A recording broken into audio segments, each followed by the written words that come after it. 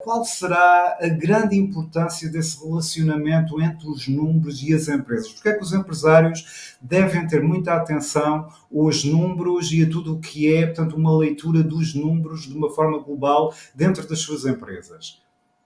Bom, eu diria, usando aqui um lugar comum, que só se consegue gerir o que se conhece. E para conhecer é preciso mensurar, não é? E, portanto, eu que venho desta formação de economia e depois, mais tarde, na minha formação, ainda afunilei mais para a área das finanças, vejo com muita dificuldade que se possa gerir um negócio com base noutra coisa que não a análise nua e crua dos números, em particular os financeiros, não é?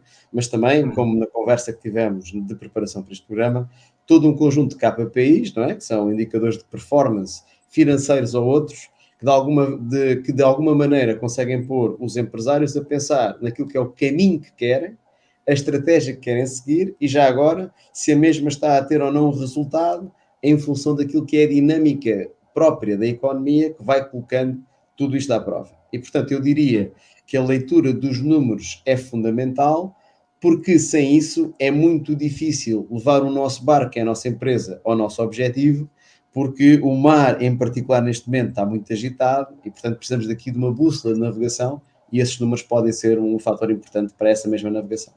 Para si existem, portanto, alguns indicadores ou alguns documentos ou ferramentas que possam facilitar essa leitura dos números. Há pouco tocou-se aqui, portanto, nos KPIs, não é? Os indicadores-chave de performance e determinados, não só os KPIs, mas outros documentos de análise que possam também ser tidos em conta por parte dos gestores para se fazer a leitura correta, lá está, portanto, é como se estivéssemos a escutar, portanto, o pulso do negócio.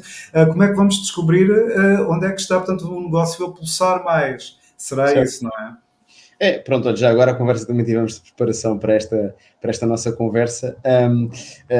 Permitiu-me arrumar a minha cabeça em dois momentos. Uma coisa é fazer a análise histórica, isto é, ver o que é que nós já temos acumulado e a acontecer até um determinado momento. E nesse sentido, o que nós temos é um conjunto de documentos que são produzidos até pela própria contabilidade, desde logo o balanço, a demonstração de resultados, o mapa de cash flow, já alterações da estrutura de capital próprio.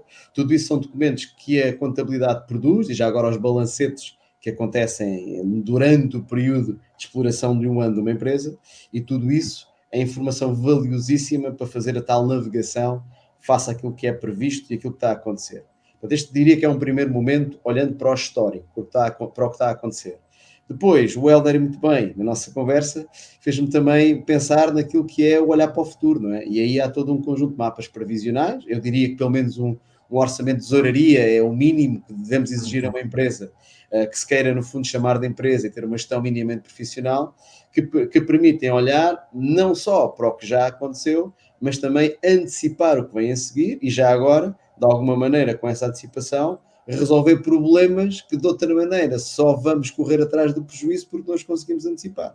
E, portanto, resumindo a nossa conversa, a contabilidade fornece informação muito útil para avaliar o que já foi feito e depois a gestão introduz um conjunto de documentos previsionais, portanto, olhar para o futuro, que permitem complementar o ciclo e com isso, como eu dizia há bocadinho, levar o nosso barco por marés mais calmas até um porto seguro. Exatamente, e essas marés mais calmas, neste momento, é uma questão fundamental, não é? Portanto, navegar, se possível, no mar que nós, portanto, consigamos controlar de alguma forma, não é? Portanto, e eu concordo com o Luís, esse previsionamento, portanto, esse olhar para o futuro e ver, portanto, dentro, por exemplo, de um simples mapa de tesouraria, o que é que entra, o que é que sai, o que é que está previsto, não é? Quais são aqueles custos fixos que estão sempre com a empresa, não é? Portanto, e outros que possam variar, portanto, os custos variáveis já também, o que é que podemos auscultar a partir dali, o que é que podemos também, obviamente, depois de conhecer, portanto, essas variáveis, ver que decisões, não é, podemos tomar e o que é que podemos navegar depois se formos para um mar alto, não é? Passar até numa internacionalização ou algo semelhante. Então, os números são extremamente importantes, não é? Portanto, já podemos tirar a primeira grande ilação,